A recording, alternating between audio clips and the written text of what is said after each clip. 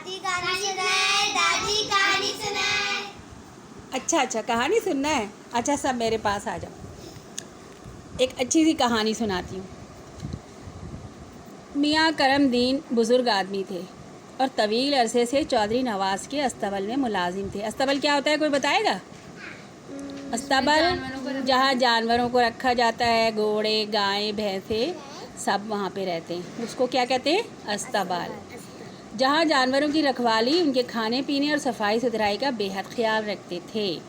चौधरी साहब बहुत रहमदिल इंसान थे। गांव के लोगों के साथ वो अपने जानवरों से भी बहुत मोहब्बत करते थे और उनको किसी तकलीफ़ में नहीं देख सकते थे। जानवर भी उनकी बात समझते।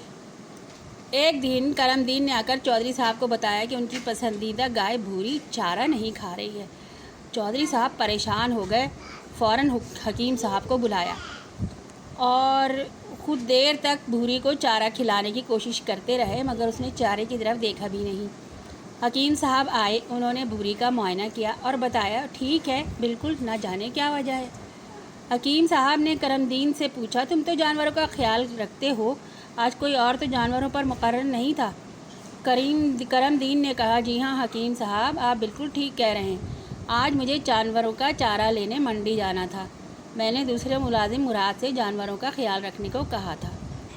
हकीम साहब ने मुराद से पूछा, तुम जानवरों की देखभाल किस तरह करते हो? भूरी चारा नहीं खा रही, तुमने भूरी के साथ कोई मारपीट तो नहीं की? मुराद बड़ी देर तक सवाल समझने की कोशिश करता रहा, बहुत बेवकूफ़ था। चौधरी साहब की गज़बनाक आंखें देखकर उसकी समझ में हकीम साहब का सवाल आ गया। उसने कहा, जनाब, मैं जानवरों को चारा डाल रहा था, अचानक भूरी ने मुझे टक्कर मार दी और मैं नीचे गिर पड़ा। मैंने फ़ौरन छड़ी उठाई और 2-4 उसकी कमर पर जड़ दी। चौधरी साहब ने हाथ बढ़ाकर पीछे से मुराद की गर्दन पकड़ी और कहा, ठहर जाओ, अभी तुम्हें देखता हूँ। हकीम साहब ने बड़ी मुश्किल से उन्हें ठंडा किया और मुराद से कहा, बेटा, इंसानों की तरह जानवरों में भी इज़्ज़त नफ्स का मादा होता है, वो तुमसे नाराज़ है इसलिए चारा नहीं खा रही। मुराद ने सादगी से कहा, हकीम जी, भूरी ने पहले मुझे टक्कर मारी थी। मुराद की बात पर सब हंस पड़े।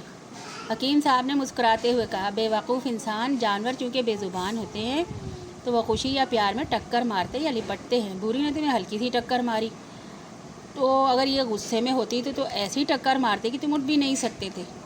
अब हम लाख कोशिश कर लें, कुछ नहीं खाएगी जब तक तुम उसे नहीं मनाओगे।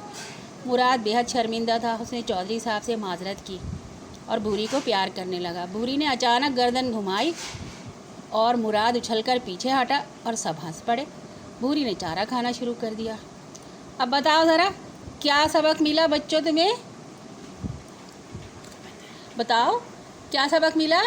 कि जानवरों के साथ बहुत मोहब्बत से, प्यार से सलूक करना चाहिए है। वो भी जान रखते हैं और वो भी इज़्ज़त नफ्स रखते हैं। ठीक है, चलो अब सब सो जाए, अब अगली कहानी कल सुनेंगे।